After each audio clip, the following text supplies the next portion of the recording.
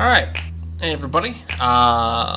Channel's kind of taking a shift, at least temporarily. We're going to focus on some Magic the Gathering Commander deck techs. Kind of just going over the different decks that I personally have built.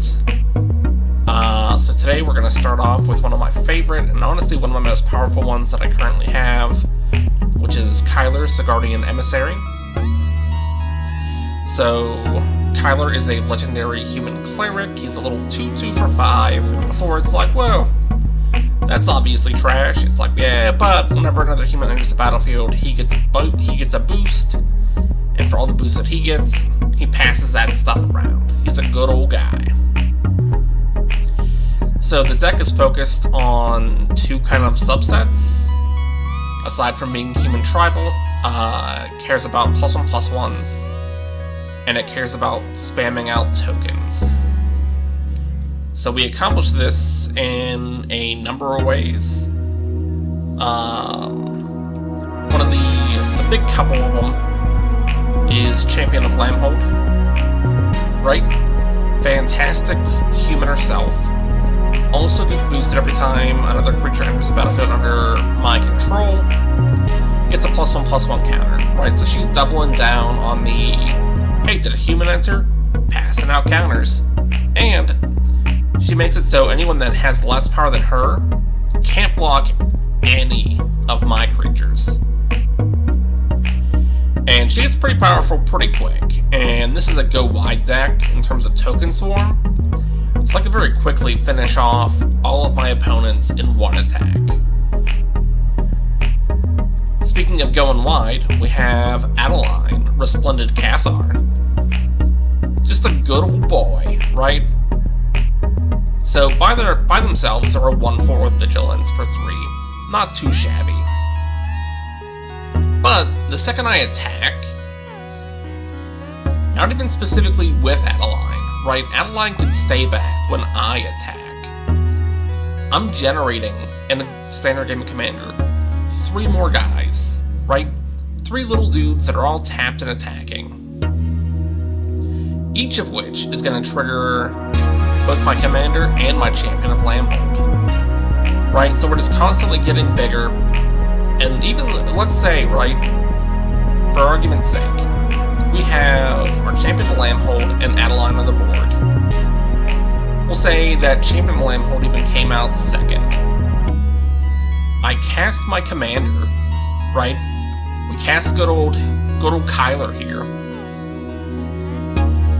And we swing with Adeline. Right? Maybe we even swing a Champion of Lambhold. Doesn't make a difference.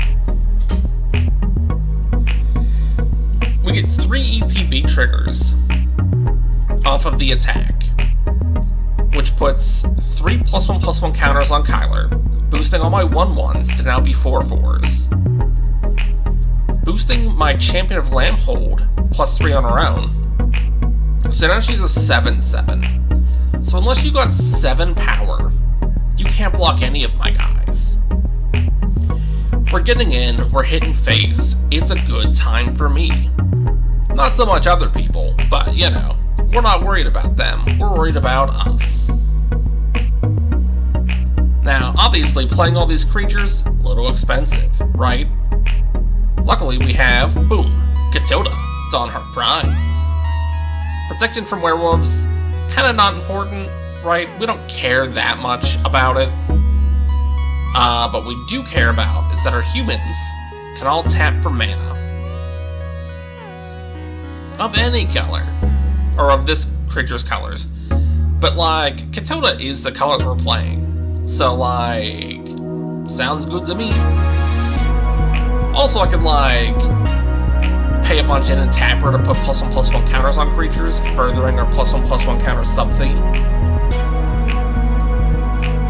But, you know, we're playing all these creatures, need to have some draw in the deck, right? That's where we get, boom, Realmwalker. I love Realmwalker in any tribal deck that runs green. Cannot recommend enough, right? 2/3, Changeling for 3. Right? Enters, you choose whatever, like, tribe you're running, in this case humans. From that point on, could just look at the top of my deck, which is all, like, even if that's all he did, still decent, right? You want to know what's coming up. Information is power. But he's also like, hey, is that a human on top? You could cast it. And it's like, ooh, don't mind if I do. You know what I'm saying? Let's keep this train rolling, though, right? Hardened scales, right? We want to double up our +1/+1 counter generation on a budget. This deck's actually really expensive in terms of, like, my typical budgets. I didn't buy anything specifically for it, but, like, it is $330. But it is just pieced together with things from my collection and the human tribal commander deck.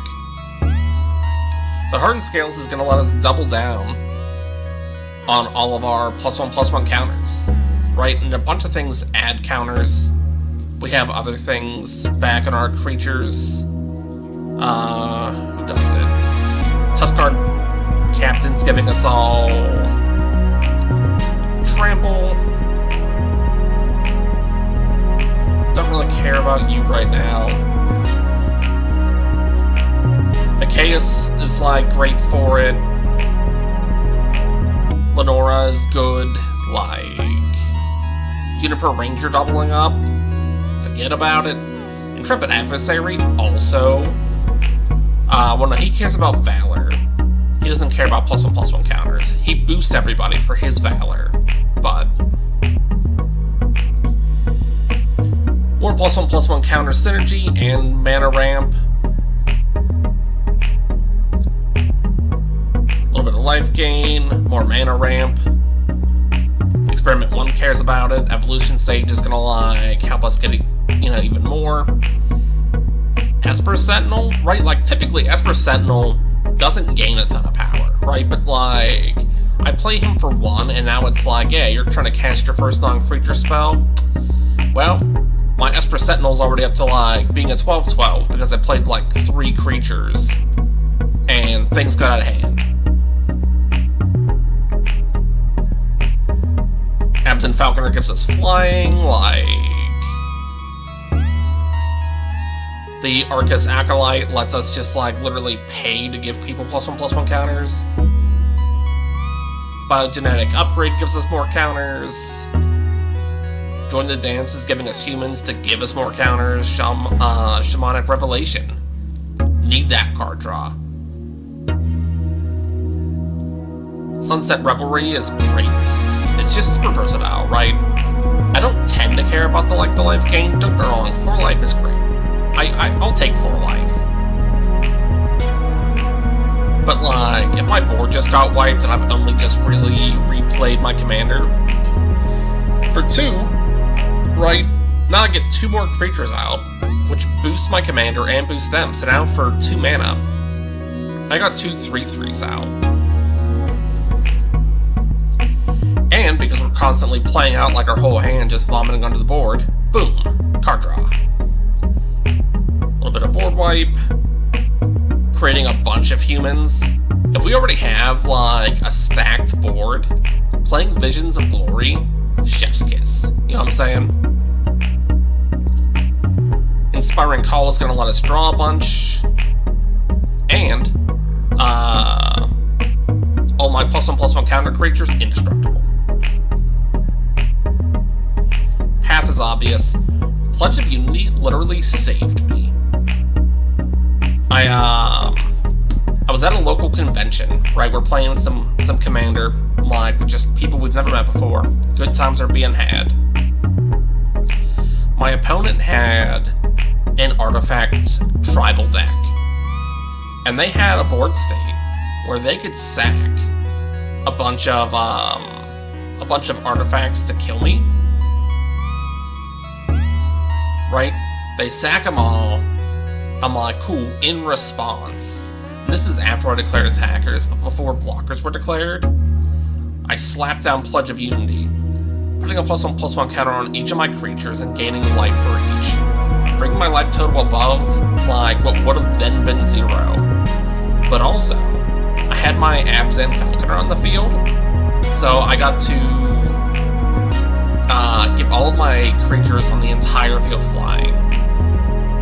They should have waited until blockers were declared to, like, start doing their stuff to, like, give the other two opponents a chance to, like, do something, but felt good for me. Rolling Regrowth is just some, like, real basic land looking. We're looking to gain some land. Ruinous Intrusion is okay in terms of, like, artifacts/enchantment removal. It's really in here because of the +1/+1 counters, right? But, like, a Crozen's Grip, a Naturalize, like, there are definitely cheaper artifact/enchantment removals out there. But I feel like this one is, like, for this deck specifically, it's worth it. Or even, like, if you were running a Simic deck, Simic decks would love some Ruinous Intrusion.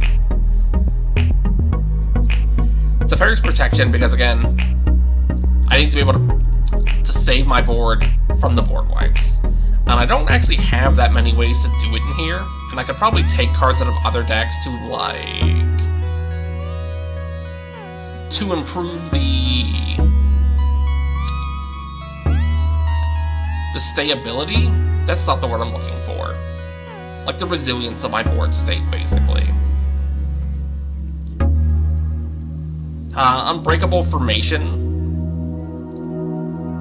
Because my creature's indestructible, so I mean, I have three. I have three I'm not being blown up spells in the deck. So, like, could I have more? Probably. Do I need more? I don't think so. I think that's enough, you know? Let's move down into my artifacts.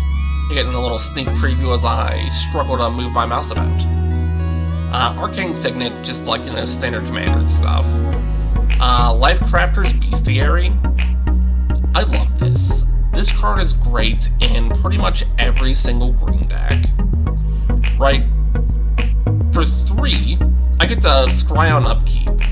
Right? Card selection is key, especially in Commander, which is a singleton format.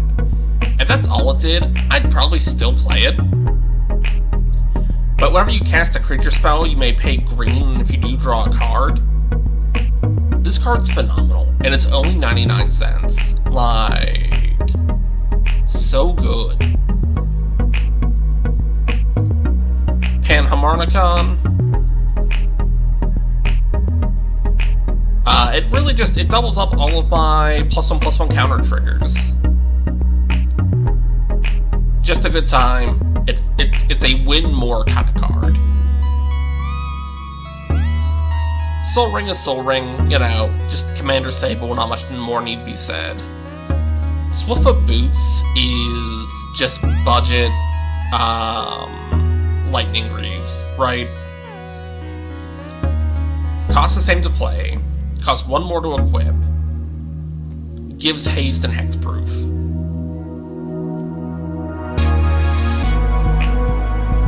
I think I might own a pair of Lightning Greaves in the collection, but I just don't own a ton. And I'd rather have it in decks that care more about the equipment. Talisman of Unity, you know, just more ramp. Vanquisher's Banner, top tier. Tribal decks need to run Vanquisher's Banner. Right, the +1/+1 for creatures of the chosen type is fine.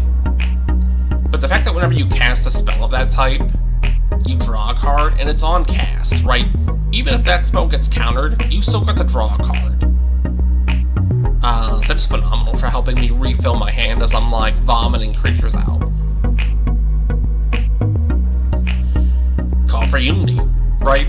At some point, things are going to die, right? Not everything is going to live forever. So, like, especially if I swing out and something dies, either by through combat where they blocked in a way that I didn't expect them to, or like they just used a spell to blow up my creatures. Main phase 2, slap a call for Unity out on the field, and it's like, cool. You kind of want to like hit it 2 or 3 times before it's kind of like worth the 5. But honestly, we're paying 5 for Vanquisher's Banner. right? And it's giving me the +1/+1. Granted, it's also getting me card draw. But I think, like, once Call for Unity has been hit 2 or 3 times, it pays for itself, right? You're getting big damage, you're getting big blockers. Citadel Siege is so good, right? If they have some annoying thing that they're keeping up, like a Death Touch or something like that, and I want to get around it, I could choose dragons, but obviously for this deck, we tend to choose cons.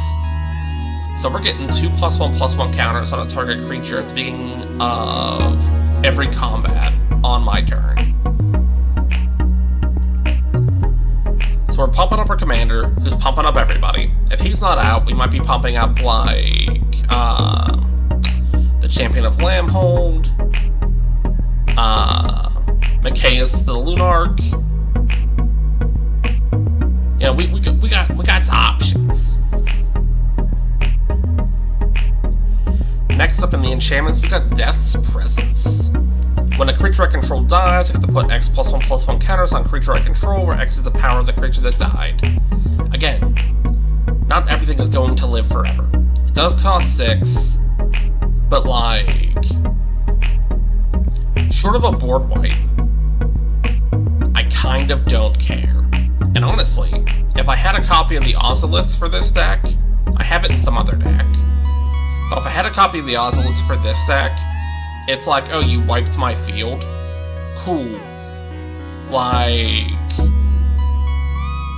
actually, I guess Ozolith wouldn't help a ton, because it specifically has to go into a creature. Yeah. Strike that. Reverse it. Ozolith would still be good in this deck, though. Follow the Imposter is really just here for counters, and then, like, the exiling of a creature my opponent controls, just kind of like a bonus. You know, a little bonus. I think I've earned it. We've already gone over Hardened Scales. Again, you know, just extra +1/+1 counters are great. Mirai's Wake. It's an everybody lord, and it increases my mana production, right? I don't think more need be said. Teleportation Circle is such good tech. Like, I think most decks can afford to run Teleportation Circle, and it has a number of good benefits, right? One, you could abuse ETB triggers on creatures that don't have counters and stuff. I mean, you could still abuse it on creatures that have counters, but you don't really want to. But, you know, if I have a guy that's like, oh, when I enter, draw a card, or, you know, when I enter, do this and that, and it's gonna, like, re-trigger my commander, like, give me that. Give me that all day.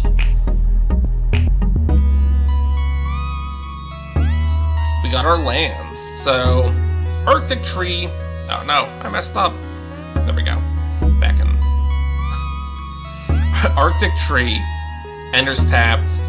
But it's both a forest and a plains, which will come into, like, play a little later, so it's a little bit of mana fixing, although it's, like, a little on the slower side. Arid Mesa. Just a good way for me to search up a plains. I'm willing to pay a life, right? All these fetch lands are phenomenal. They're a little pricey. They're kind of what drives up the price of this deck, because I have quite a few of them in here. But 100% worth it. Blooded Woodlands, again, you know, just a way for me to go ahead and pay a little bit of mana, which I have plenty of, to thin out my deck. Blossoming Sands is more slow mana fixing, gain a life, you know, for what that's worth. Branchloft Pathway, fantastic mana fixing. Canopy Vista, again, it's both a forest and a plains, and it taps unless I control 2 or more basics, which I don't have, like, I have 10 basics in the entire deck.